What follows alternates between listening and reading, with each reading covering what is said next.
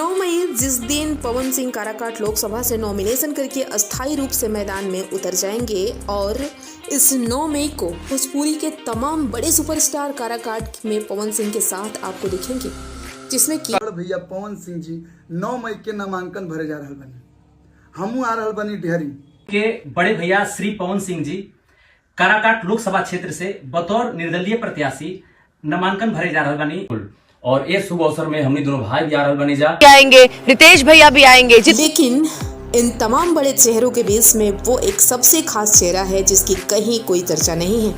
आखिर क्यों? जी हाँ, मैं बात कर रही हूँ पवन सिंह की पत्नी ज्योति सिंह की। क्या ज्योति सिंह भी 9 मई को पवन सिंह के साथ नॉमिनेशन में दिखेंगी?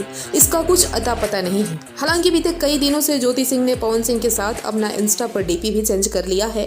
उनके गानों पर रील्स भी शेयर करती है, स्टोरी भी डालती है। तो इतना तो मैं कहना चाहूँगी कि अगर ज्योति सिंह भी इनके साथ दिखती है काराकाट लोकसभा में चुनावी मैदान में, तो कहीं ना कहीं इनका जो वोट बैंक का परसेंटेज है वो इंक्रीज ही होगा, बढ़ेगा ही।